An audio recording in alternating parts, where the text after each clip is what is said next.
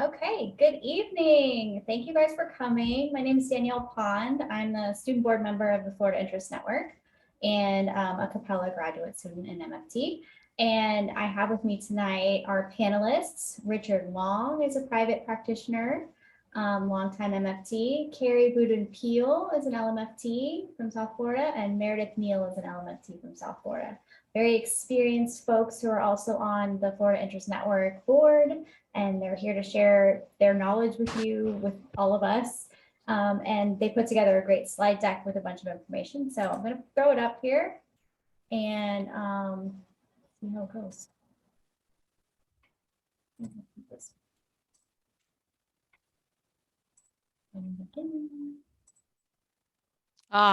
Private practice in that location. That'd be nice. I know, Carrie's picture is so beautiful.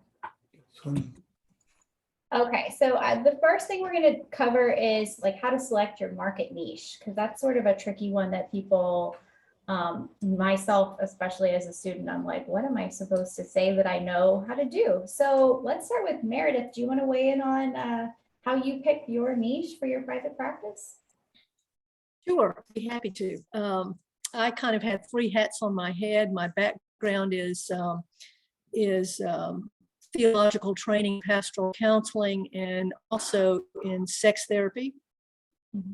Also, I'm an LMFT, so I feel like I have three hats on my head. For a lot of people, I think those disciplines have not worked together well in their own heads, but they work very well for me because it allows me to talk just about anything.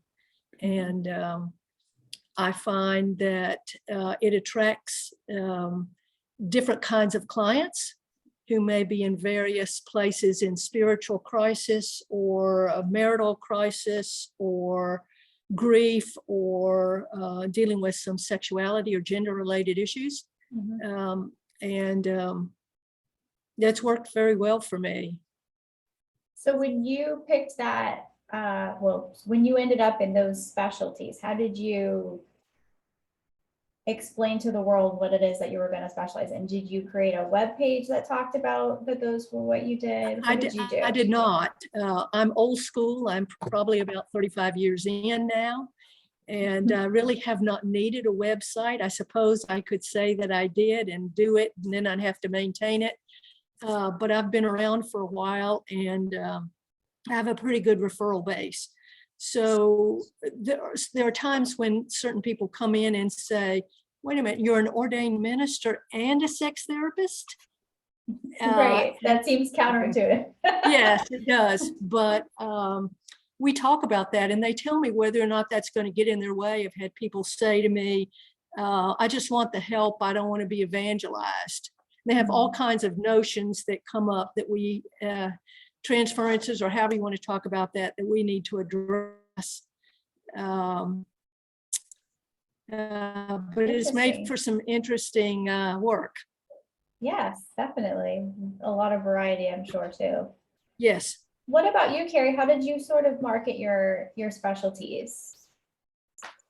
Well, I'm kind of in the same boat with Meredith as far as marketing. I just got a website after listening to numerous podcasts, talking to various, looking at various posts on Facebook pages, and realized I need to get a website. But a lot of the marketing actually came through making contact with other clinicians in my community, visiting various, facilities, talking to different people. So that was a little bit of, kind of boots on the ground marketing, going to see people, calling them, speaking with, sister disciplines, psychologists, psychiatrists to build referrals. But as far as marketing, that's been mainly through word of mouth with my clients and other clinicians. Mm-hmm. And did any of you join the insurance networks to get referrals that way? You did, yes. Meredith? And what I'm sure, I think we have a slide on this later, but just real high level, how many hoops was that to get into the insurance network? Say again, how hard was that? Yeah, how difficult was it? Well, Well, I've been practicing long enough that I've been on the Blue Cross Blue Shield panel for a very long time. Okay. Even when I left the state, they left me on the panel. So when I came back to Florida, I was still on the panel. Nice. So, That worked out. yeah. And, you know, if you do the CAQH paperwork, which we can talk about another time, that's a clearinghouse that you fill out their application, and the insurance companies have access to that to check out your credentials or your training or all of those kinds of things. So that makes things a lot easier than filling out applications like I used to do that were about an inch thick.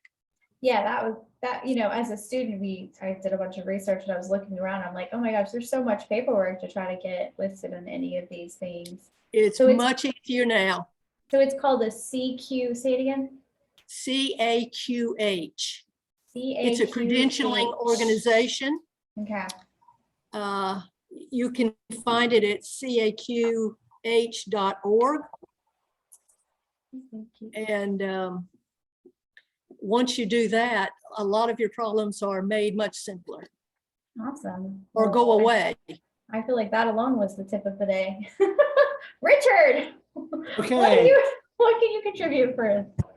I want to say a couple things. One was that when I graduated, I think if I took a look at my own sort of family of origin issues, one of the things was what in there, you know, sort of piques my interest.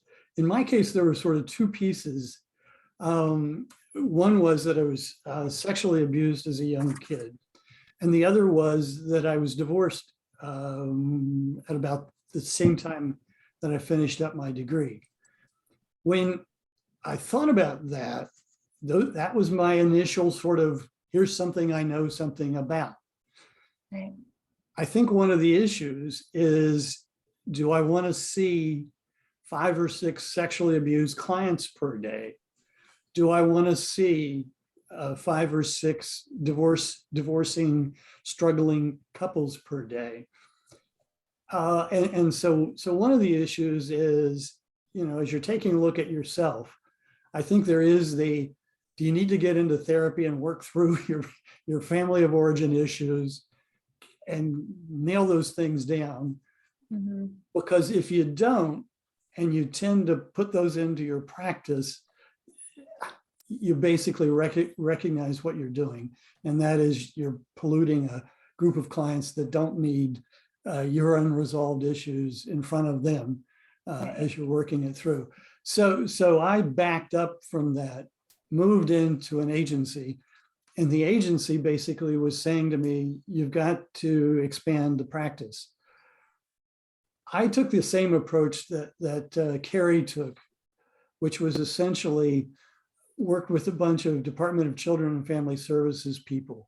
I would show up at continuing ed seminars in the local community, meet and greet these people during the coffee break, walk over and say, hi, here's who I am, here's the work I can do, and et cetera.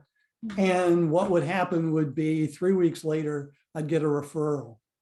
And then I began to kind of, you know, build a caseload sort of based on essentially what was a continuing ed opportunity that allowed, you know, me to, you know, for them to kind of say, oh, I met this guy.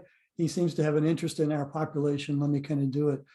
The second one was a group of young people who were transitioning out of foster care, and they needed a lot of sort of career development. And that worked exactly the way Carrie's talking about. You know, I met them during, you know, one of these continuing ed things. And, you know, they said, hey, we've got these young people. We don't have anybody to work with them. And I said, you know, I know a little bit about career work, you know, let me go do it. So when I talk about, you know, when I think about it, it was really much more in-person contact than it was, you know, the idea of sort of website or passing out business cards or doing anything in a, you know, that's Facebook or any of the other kind of stuff. It was really an in-person thing that was there. The other thing that I wanted to say, you know, has to do with this business of, you know, what's sort of hot right now.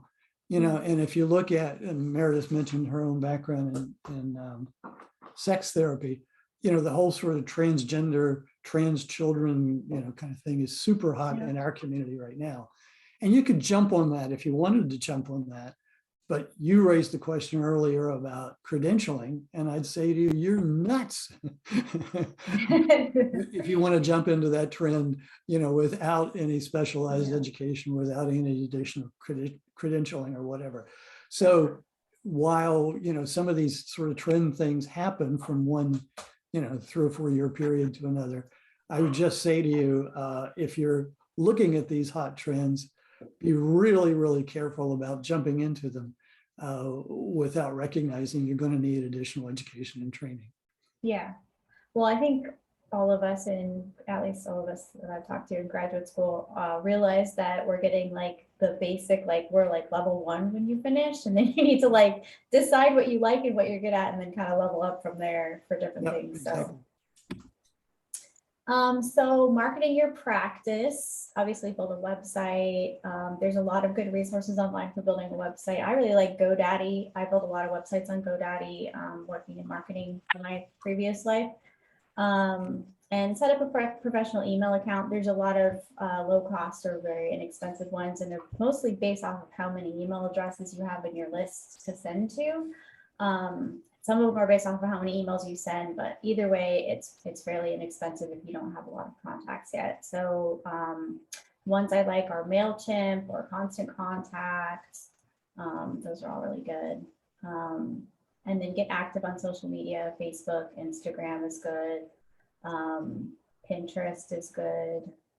Not so much Twitter for this purpose. Twitter works great for celebrities, but not necessarily great for a lot of other specialties, it seems. But and then Richard, you want to explain getting listed in the therapy directories? Because I know Psychology Today is just one, but there's a lot of therapy directories out there, right?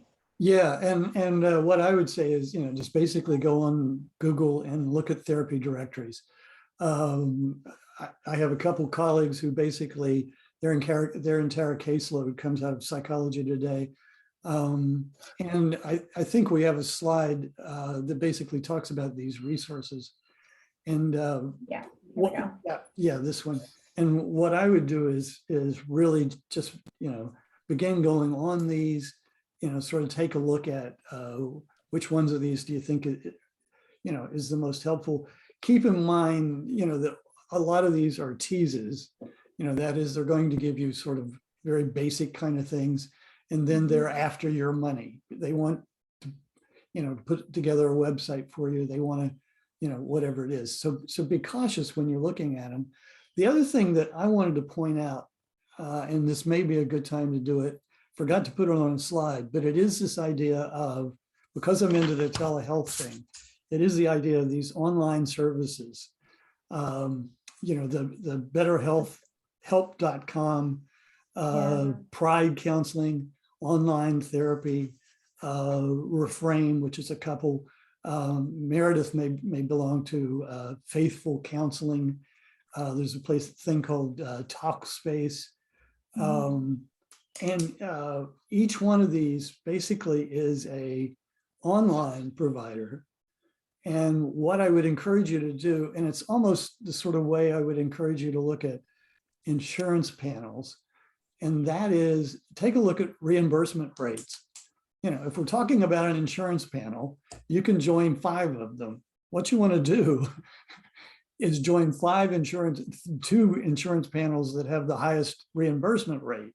Sure. You don't simply, you know, want to spread yourself thin and go, you know, wow, I'm just so wonderful. This insurance company wants me. No. Take a look at the reimbursement rate and go for the insurance panel that has the highest reimbursement rate. And I would say the same thing to you with respect to online therapy services. If you look at BetterHelp, if you look at Pride Counseling, if you look at online therapy, any of these services, one of the first thing you want to look at is what are they willing to pay you per client, you know, for using their services. They all will market you in some way or other. But one of your questions is, were you to market me, how much money can I make if my client load comes out of BetterHelp? how much money can I make if my client load comes out of online therapy? So what I would say to you is, particularly those of you who have young children, or you need to be at home for, you've got a disabled family member, whatever your reasons are for, wanting to work from home, I would say to you, take a look at those online services and ask fundamentally, how much can I run a business? Can I make some money off of each one of those? So I just Yeah. throw that out. Yeah, because some of them pay very, very low. Yep. Right. Yeah. And you can work till midnight for some of those. Yeah, and you could work all hours of the day. Like the one that will let you, like clients text you all the time, that seems dangerous because you may never get any rest. Well, working in that and hours. I'm glad you raised that. One of the issues you want to raise, and obviously this is sort of telehealth kind of thing. It is the idea of confidentiality. Some of these basically provide you with no information about your client. Okay, now let's just go with a suicidal client Right. who hangs up on you and you don't know who you were talking to. Right. Okay, some of these services are so crazy in that kind of way that you sit there and go, you I don't mean to even know tell what me to I have, do. you mean to tell me I have no ability, to find, this person Yeah. says to me, I think I'll go shoot myself. They've got a gun in front of you and you have no clue on your end how to access that person. Where's the nearest police department? Where's the nearest hospital? Where's the nearest, family member or whatever it is? You have none of that. And I'd say to you, Because the website we're going to talk in a minute about like building your intake forms and stuff like that. But that website, when people sign up with that, they're signing up basically with that website as the practice, and they do the intake, not Absolutely. you doing the intake like you would normally do and get all the information you need and figure out what their Absolutely. support system looks like and all those things. So that's obviously worse. Everyone's worst nightmare is to have a suicidal client sitting in front of you online and you can't figure out what to do to help them. So Absolutely. that's scary. So let's talk EHR. So this kind of goes hand in hand with the online therapy platforms that you mentioned, but these are more things that you can set up for yourself that actually do your notes and do your billing. And what are all some of the things that these systems do? Meredith, do you use one of these? I don't use one of the ones that's listed. I use Therapy Appointment. Okay. I've used Therapy Helper before that. And they will do all of this. My system will allow people to schedule themselves, which I don't give them the privilege of that because I've been in systems with agencies before where people scheduled me rather than me scheduling me. And it's hard to rest or get lunch or have a break if you're doing that. But the systems that I've used, I schedule with them and put them in my schedule in Therapy Appointment, and can do my notes there. I still handwrite my notes, but it'll generate all kind of reports, and it doesn't take an awful lot of energy to learn to just do the basics of the system. I also have a billing specialist who helps me with insurance things. She does some of the sticky work, and she likes it far better than I ever did. And she's quicker. And some of these systems also do some follow-up with your clients for you. They'll text the clients reminders or email out reminders and stuff like that to make sure people show up to their appointments. Mine get text reminders. Yeah, I think that's super helpful feature. Carrie, which one do you use? I use Simple Practice, and all the questions that you have listed there, it's a yes to all of those. Again, I'm not, everybody has to choose and price it for what's going to work for their business. So Simple Practice is pretty easy to work with. It also is where I send any of my insurance claims actually are sent. It's created in Simple Practice for me. I don't have to worry about filling out that form. It's created at the end of a session and it's sent in through their system, which then connects it to the various plans. So it's pretty easy and simple to use. The main thing I would encourage everyone to do is keep in mind, this is handling your payments by a card, or if someone hands you cash in a session, or however you've set up with your clients. But also to add along with this is some type of simplified bookkeeping system for yourself, because this, although Simple Practice can generate something for you at the end of the tax year, you're going to want to have something else that you're keeping track of your expenses in as a whole other side issue. But again, there's lots of them out there. Just price them out. Simple Practice also has a secure telehealth platform, which I use. It's part of what I pay for. Many of these do. I know Therapy Notes does. So that's another thing to consider. What would you do if you're doing telehealth? Are you going to pay for a Zoom account, or do you want it all inclusive with your EHR? Yeah. And so like QuickBooks has a bunch of different versions, but the one that I like is the self-employed version. It has an app and it'll auto track a lot of different things. And then you can pull reports. It'll even estimate your taxes for you, which is good because I'm really bad at that. So, and I think it's like $15 a month or something. Not a lot. Okay, more consideration for your checklist. So, Richard, what did you have in mind in terms of business plan? What do we really need to do? I think actually it was Meredith, who talked about, well, we'll just check it, but it was Sunbiz. There are what's it called? It's a small business unit. I'm losing its name right now. But basically, the idea of developing a business plan, if you haven't, sort of thought about any of these kind of issues, my recommendation is that it's a group of former CEOs and retired business people who basically, for free, will help you develop a business plan. It's the kind of thing where if you wanted to get a loan from a bank and you said, I want to sell hats down the street or whatever it is, and the bank says, well, we need a business plan, they'll send you to, it's a small, what's it called? Is it SCORE? Yeah, that's it. And the deal is, these people for free, will basically, spend a couple, 2-3 months with you, sort of helping you sort out, we've talked earlier about panel reimbursement. We've talked about these telehealth platforms, the online services and all those kind of things, and what's their reimbursement rate and all that kind of thing. What the business plan people will do, and Danielle mentioned, the long hours it would take to, make a living off of these kind of things.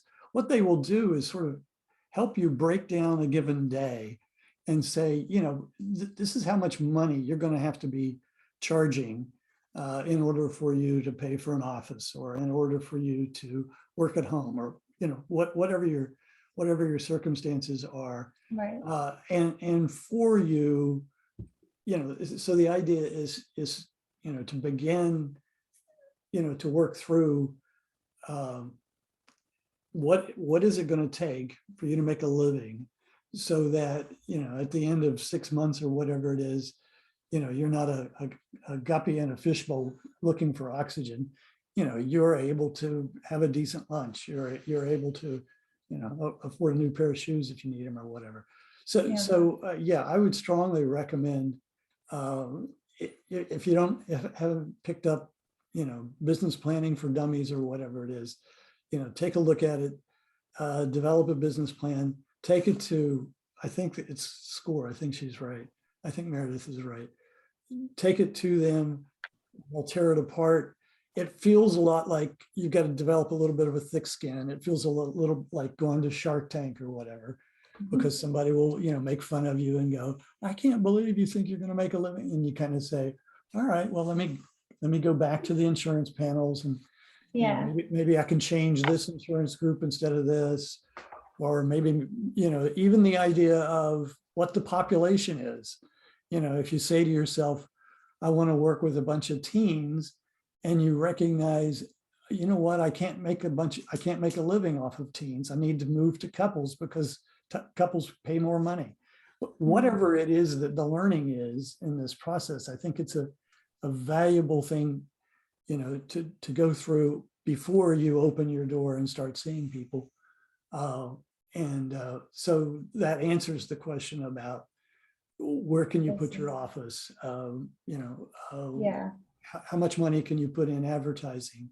What's it going to take? You know, Meredith mentioned she has somebody that handles the accounting.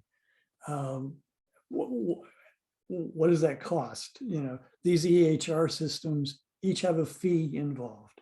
And when you do a business plan, you have to plug in your accountant. You have to plug in, if you want an attorney, whatever it is you think it's going to take, you know, for you to survive as a freestanding business person. And even, you know, are you going to need to do a group practice or join something else initially? It gives you that information, and that would be my advice on that issue. Yeah, so it sounds like we really should make a budget, like list out all of your expenses. This is how much your overhead's gonna cost. Then you can figure out how many hours you can physically work without going crazy. And then you can figure out how much you need to charge per hour, how much you need to earn per hour for reimbursement in order to cover the overhead and make a living, right? Absolutely. Okay, so the math is pretty straightforward even for us that are not mathies. And business cards, you know, you can create those yourself and online. There's a bunch of different cool websites that you can put them together and get them printed and sent to your house.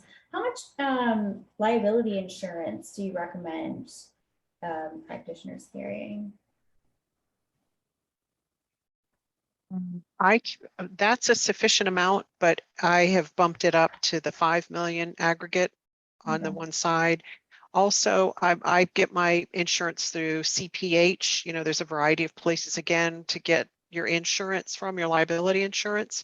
And they recently came out with a cyber addendum to the insurance that I took that in case something were to happen with my EHR, if someone got into my, you know, hacked my computer, hacked my phone, hacked iPlum, which is the HIPAA compliant secure texting and voicemail system that I use.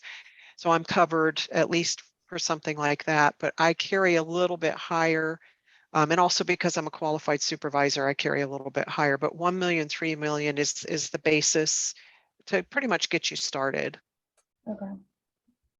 And CPH is the one that AMFT uses, right? That's the one you get a discount. That's correct. Through. And you get a little discount. Absolutely.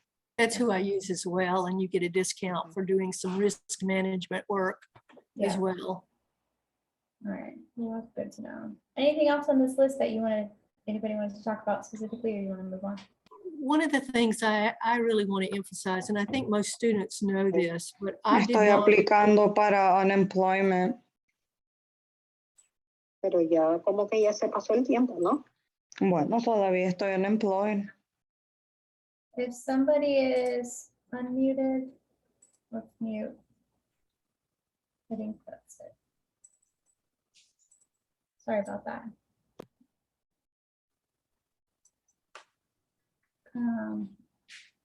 I think you can go ahead.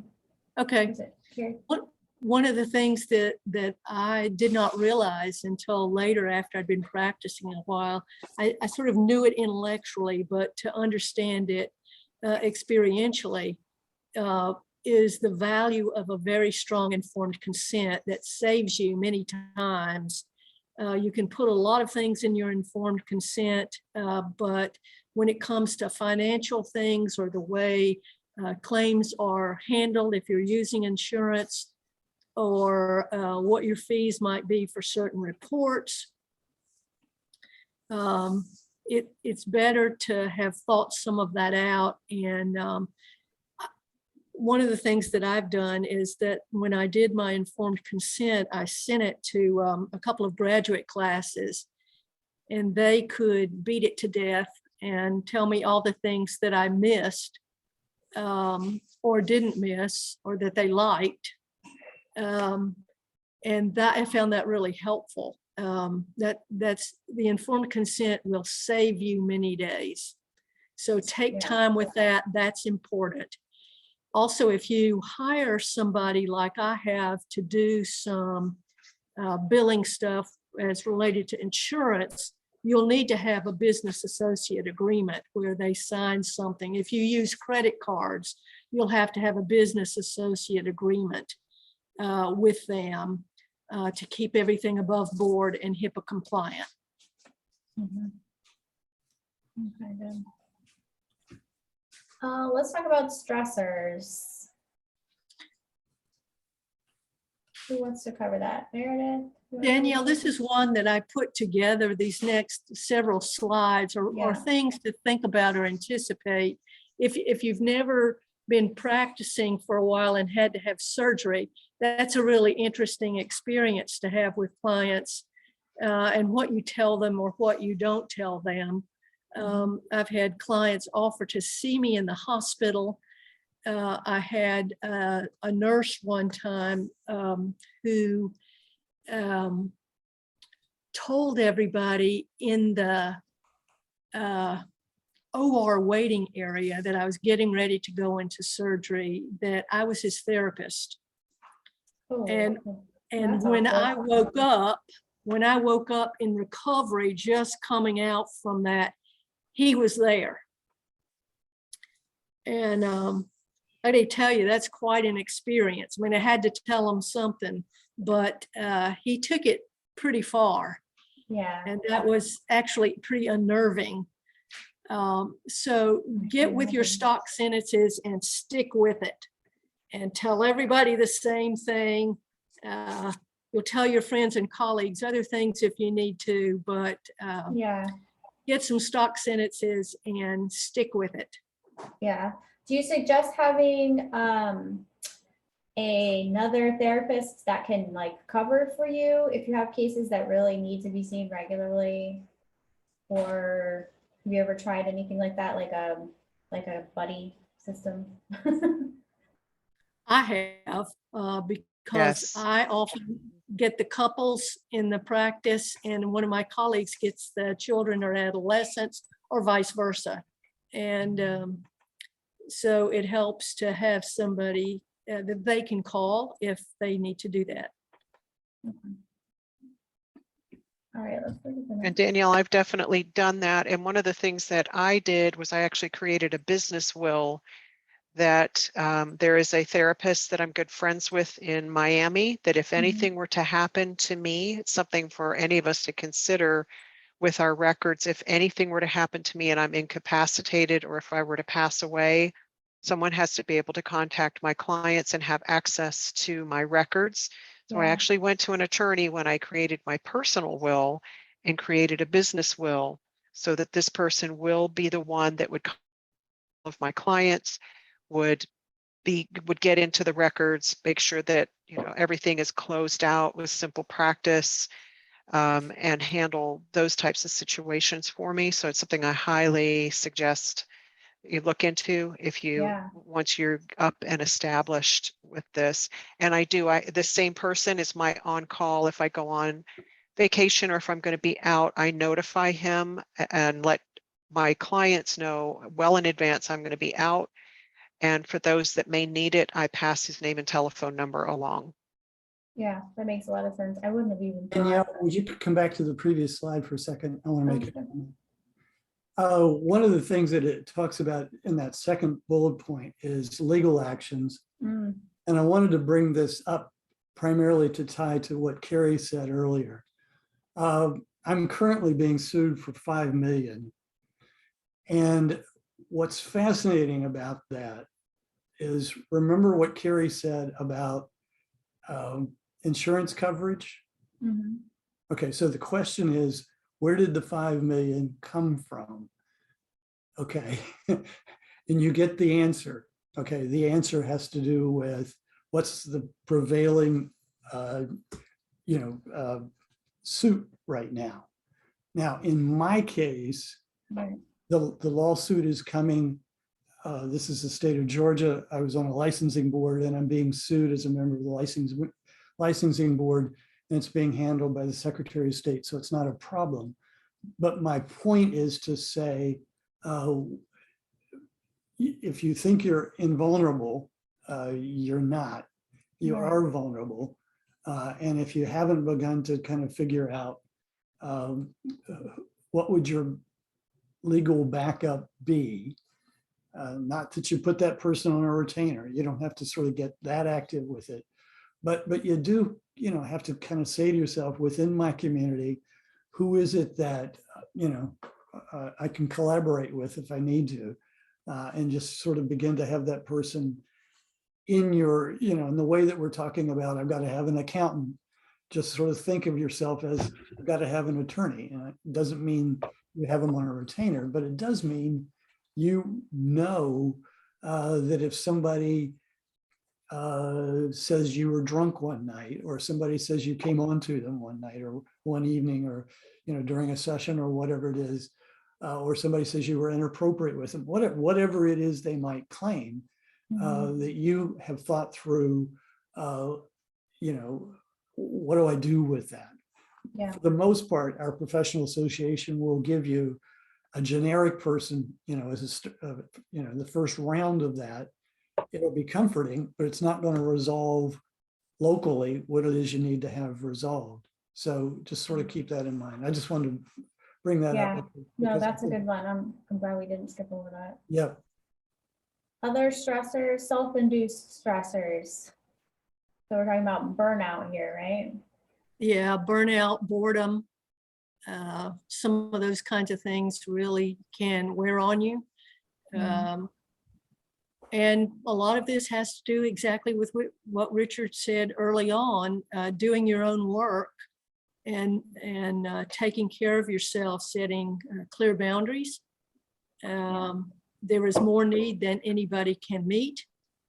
And it's really easy to get sucked up into a couple of vortexes. So just be aware about these. There's a lot of need right now. And I don't know about Carrie and about you, Richard, but I have a waiting list of about almost 3 weeks. Yes. The other thing that I wanted to build on what Meredith is talking about is this idea of managing your caseload. It took me a while to figure this out, but let's just go with, I'm working, my last client I see at 6 o'clock or perhaps 7 o'clock. And that's a depressed client. And I'm doing that 3 nights a week or whatever it is. What do you think I'm taking home with me? Yeah. Okay. I've got a 20-minute drive. I can, shake it off a little bit. But in thinking about my caseload, I can put that depressed client at 10 o'clock in the morning or 1 o'clock in the afternoon. I don't have to put that depressed client at 7 o'clock at night on my way home. That's this idea of self-care. As Meredith says, she sets her own caseload. She knows when she wants to have lunch. She knows when she needs a break or whatever it is. And I think, as we get, I've got to make a buck, so let me fill it up or whatever it is. And I would just say to you, pay attention to, turn into yourself, be aware of what's that caseload look like, and begin to kind of take control of what are you putting in and where are you putting them in there.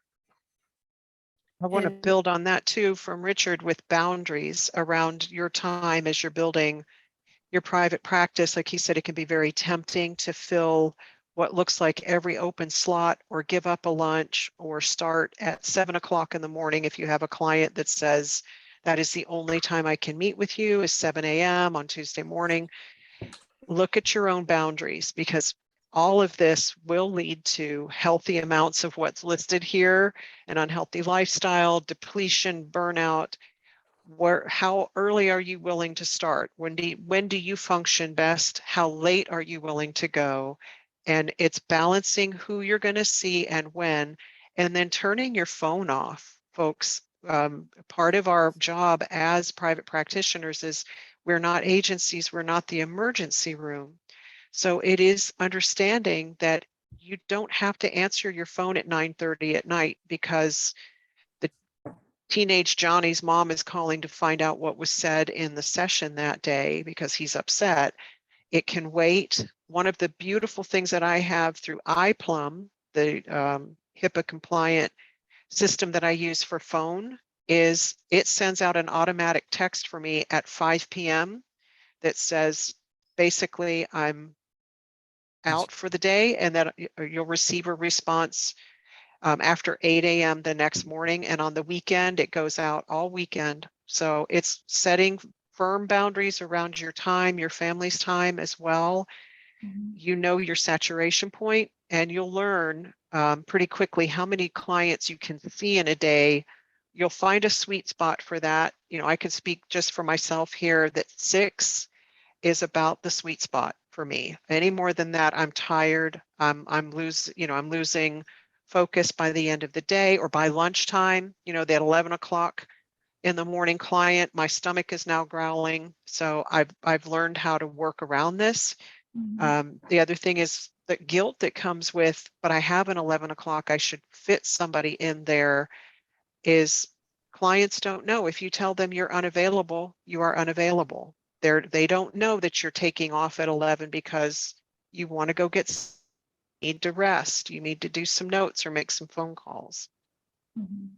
Yeah. That's the beauty of this, is you have complete and total control over your schedule. Yeah, definitely. And it also means you have no one to blame if you put those two couples back together, back to back.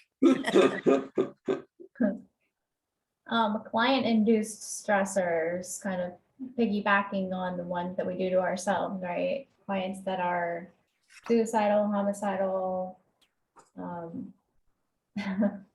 kinds of issues. Who wants to tackle this one? Meredith or Richard, do you want to tackle this one? Richard's making a face. I think Richard doesn't want to do this one. I don't want to do this one. I think the longer you practice, you're going to see a little bit of all of this. Yeah. And just knowing it ahead, you're not going to be too surprised when it comes your way. But when this kind of stuff happens in the office, I'm fortunate in that I have 3 colleagues that I've worked with for about 20 years. And when we're in the office, I know that they are monitoring. Sometimes my clients are the ones who are screaming or having angry outbursts. And every now and then they will tap on the door to say, "Are you okay in there?" Yeah. That's Yeah. happened many times. That's an advantage of telehealth when they're yelling at you, but just through the computer. Because I do family mediation. People are always angry in mediation. So see it every But day. it's also harder to stop them because when they're screamers, even if you slam your hand on the desk, they don't hear you. I've had that experience a time or two as well. Might have to do the kindergarten teacher thing and just flip the light off for a second. Get there. Yes. Yeah. These but are I think- also issues if you have a great person that you can talk to. Consultation. I've actually started a peer support / case consultation group that meets Thursday afternoon and a Friday afternoon or Thursday evening by telehealth. These things are great to consult with other clinicians on if it's just a matter of you need to vent about, a triangulation that's happened. And of course, as family therapists, that's one of our big cues right there, is we're basically in with this system when we get triangulated. But this is where you need support from a former supervisor, peers, whatever, to talk about these things as well. Yeah, that is the advantage, especially as, starting practitioners, to be in a practice with a lot of support around you and a lot of people to talk to. I feel like it would be pretty scary being fresh out of college and not having people around to point you in the right direction when all these things happen. Let me add on that. I've had, I guess in the 20 some years practicing, I've had 3 clients commit suicide. Mm. And I think it was, this idea of peer support group. There is nobody in my personal life that can help me through that. It is only somebody in my professional life that can help me through that. Mhm. And I don't mean to, say, I have shallow friends or whatever it is that it is. You have to do this work to kind of understand suicide, homicide. How does that happen? What goes on with it or whatever it is. And then, back to what Carrie was saying, how did you get in there? What was your part of that suicide kind of stuff? And it absolutely is critical that you have some kind of peer group that when these kind of things happen, and in Carrie's case, she has a planned kind of thing.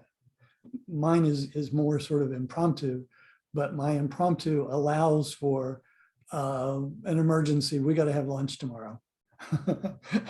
And I have a peer group that basically goes, Richard doesn't ask for lunch, frequently. He asks for lunch when there's an emergency. And I've got a peer group that basically, fine, you need to do lunch, we'll go do lunch. And of course I'm in South Florida, it's outdoors, it's confidential, nobody can hear me or see me or whatever it is that it is. But it is, something fairly significant that I need to work through. And that's a super helpful kind of thing to make sure you've got in place. Yeah. And the last one is the stressors is a work-related excessive paperwork. I'm sure that's something we'll have to deal with. Torn allegiances, office mates, non-supportive peers. It seems like in private practice, some of this stuff would be less of a stressor, but I guess you still have to build your network, right? So you're still going to have peers and you're still going to have people that you lean on. What do you guys think?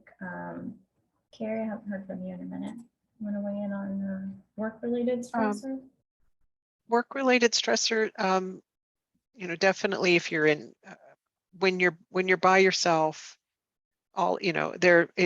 it may seem like you're heading for the stress-free land when you exit the agency work that you're doing, but this happens, and torn allegiances and office mates, that's why it's important if you're trying to gather with another set of therapists that you make sure, if there's a couple of you that want to go into office space together, make sure that that there's some compatibility there. Obviously, if they're good friends, it doesn't always mean they're gonna be good office mates. So it's talking through, what are our goals? If we're just sharing space, do we want to eventually become a group practice? How do we see this moving forward? And then will they also be supportive of you? Do you want to speak with your office mates about what's going on, or do you want to go outside of that as well? So some of these can be big stressors. The supervisory distrust and competence. I want to just encourage anyone that's experiencing that to move forward. It can be really tough. We form very strong bonds with our supervisors because we're with them for a while. But if you're feeling like you're not getting what you need to become the therapist that you know you can become from your supervisor, maybe that's a sign it's time to move on. And no harm, no foul. Being on the other side of that as a supervisor, understanding if there's something else you need that I'm not providing, I want you to find that out there. But it's definitely a stressor to try to find that and change that as well. But do it, get yourself uncomfortable and do it. Excessive paperwork, that's the positive thing. If you're coming from an agency that's stressed paperwork, when you get into private practice, yes, there's paperwork, but you're probably going to succeed at it very well, getting it completed. I wanted to add a couple things to that. One is, we talked earlier about EHR systems and what are the features and benefits of the EHR system. there are 2 or 3 of those EHR systems that we identified earlier that have basically pull down screens and you just highlight them. Mhm. There are some that are open-ended and you've got to type it in. So for those of you who are in love with pull down screens, just sort of know all you've got to do, you know, a treatment goal or treatment plan or whatever it is. Some of those systems, all you do is just highlight it. It'll automatically pop up and all at once it's done. You don't write any of that out. It's just simply a matter of highlighting it. So I wanted to point that out in terms of EHR system. The other thing I wanted to come back to is this supervision issue and our own sort of personal issues. Because I was doing some supervision in near Atlanta earlier. And it was interesting to me, particularly if you were in a university system in which it's everybody gets a trophy, everybody gets a ribbon, you perhaps came out of an environment in which it wasn't particularly critical. And some supervisor, you know, basically, you know, said you were the best thing going. And all at once you move into a supervisor who says, hey, let's talk about, you know, areas in need of improvement and let's get into that. And that might hurt your feelings, okay? And that might make you cry. And so one of the things that you need to kind of think about in this idea of supervision, and it's sort of like boyfriend, girlfriends, husbands. You know, if you've gone through 3 husbands or wives or boyfriends or girlfriends or whatever it is in the last couple of months, you might want to look at that. And that is if you are moving from supervisor to supervisor to supervisor, you might want to back up a little bit and go, wait a minute, where is the distrust and where is the incompetence? You know, is it with the other or is there something I need to look at with me? And that's all I wanted to say about that I just think sometimes with these supervisory relationships, I agree you want to get your needs met, but I would also say that sometimes there's a toughening of the skin, you know, that needs to happen, because if a supervisor is seeing something and repeats that 2 or 3 times, you might want to kind of go, all right, maybe I really need to look at that, because, you know, it's creating a problem with my clients and the lives they're trying to live. That's all I want to say about that. Great. The last thing we want to talk about real quick is ethics. Obviously, everyone has probably had to memorize or mostly memorize the code of ethics, the AMFT code of ethics, or one of the other ethic codes. This one that Richard, I think you pulled this, is about advertising. You want to go over that? Yeah, I think the big issue there is only talk about this is what are the facts, man. If you have completed your degree and you have a degree, you may use your degree. If you have not completed your degree, you don't talk about yourself as if you have a degree. Okay, and the same thing with these people throw around, you know, certifications. I'm certified in this and certified in that. If you don't have a damn certification sitting on your wall from an organization, do not put that in, you know, any kind of public document, anything online or whatever else that's there. I think it gets a little soft and a little mushy when we're looking at, you know, advanced training, or, you know, I attended a seminar on, you know, topic X, Y, or Z, or whatever it is. If you did EMDR and you've got their credential, talk about the credential, but do not talk about it if you don't have that credential. That's the big issue with this, is that we're somebody to do an investigation review and call NBCC or whoever it is that the credentialing agency is and say, you know, it's the same thing with the licensing board. You know, if somebody pulls up your license and discovers you said you had a license and you don't have a license, you're in trouble. And the same thing with these certifications. Consumers are not stupid. You know, when you put something out there like you're a sex therapist, there is a directory of sex therapy. You can pull it up, look at it, and find out whether you're registered or not registered. And that's the big issue, when we're talking about how you represent yourself. Training, education, experience, it's got to be truthful. Yeah. Would either one of you, Carrie, Meredith, would you add anything to that? I don't think so. I think you covered that really well, Richard. Thank you. Yeah. I'm glad you put that slide in. So now we can take some questions. If anyone has any questions that we haven't already addressed. Otherwise, I cheated and wrote some questions down so that. Oh, But we are going to That's finish big on for time, me. so we don't have a lot of time for questions. But Dr. Schooley, did you have one? No? Okay. No, I just thought I would try to set an example for Jeffrey and Andrea and Kelsey and Jessica yes. and Amanda to come on camera so If that we anyone's still can see awake, them. please Yeah, ask there's questions. Jeffrey. All right. Yay. Nice to see you, Jeffrey. Right, thank you for inviting me and letting me participate. I have a California license as an MFT, but Florida is allowing me to do only telehealth with clients here. And so I'm scheduled to take a law and ethics course to keep my California license current. Will that fulfill the requirements I need for Florida? No. Okay, so I need to take an additional. Florida has its very own law and ethics course that it's quite happy with, that it will make you take. Yep. Yep. And if you stick around after, I can help you out with that. Because Well, swell. Yep. Thanks. I'll stick around because I need Good. all the help I can get.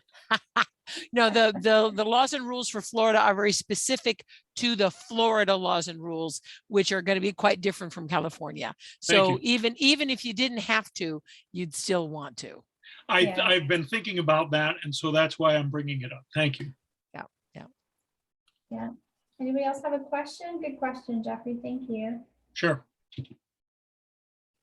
Anybody? I had one other question. Well, to further that point and to dovetail off of Richard is your CEUs that you have to have for once you are licensed is a great way to build scope of practice. So, make it work twice for you. If you want to specialize in couples and you take Gottman, make sure you get the CEUs for it, things of that nature. So, sorry, Danielle, go ahead. No, that was a good point. I guess if we want to give one final question, since we're almost out of time, what for the panel or any of our other MFTs on here, and we haven't heard from Irma, but she's got a lot of experience too. What's the toughest part about starting a private practice and sustaining it? I think that's what everybody who's considering doing that is thinking, right? Anybody want to jump in? For me, it was trusting myself enough to make the jump. Yeah. It's a leap of faith, however you do it. And you decide at some point you're going to jump. And it's easier to jump if you have talked to people who have done it and you have trusted colleagues. Yes. Yeah. Is there like an It's a experience tough- level that you feel like you got to before you were like, oh, I can do this on my own? No. Would you ask No. again? Jump. It's that jump. It's tough, but I think when you begin to think about kind of like what Meredith is saying is look around you. How many go jump on Psychology Today and look at all the names that you can come up with within just your little zip code. Yeah. All of those people before you have made the jump and they're successful. So you're going to be able to do the same thing. You're joining great company in being able to make that jump. It's just trusting yourself enough to do it. Shut down the imposter syndrome, the voice in your head that says you're going to fail, you're not going to make any money, all the things we've heard, and do it. Just go for it. The other thing I would add is, self-confidence, just basically, trust yourself. And the other sort of part of that is to begin to track your work so that you can begin to remember Meredith opened up with 3 areas of specialization. She said pastoral, sexual, and MFT. Okay, when you think about that as a practice, begin to develop what's the repeat business? Is more of it pastoral? Is more of it sexual? Is more of it MFT or whatever it is? For you to jump in, do a practice, get it going, and begin to get some feedback from clients about success. And once you get that, it's self-sustaining. You begin to kind of say, oh, I work really well with children, or hey, I really work well with marriages. And all at once, you kind of go, hey, and I'm good at this. Okay. And recognize that there will be, clients and et cetera, that you're bad at, and just kind of go, okay, I tried that, dipped my toe in that area and discovered I don't do that well. It's okay.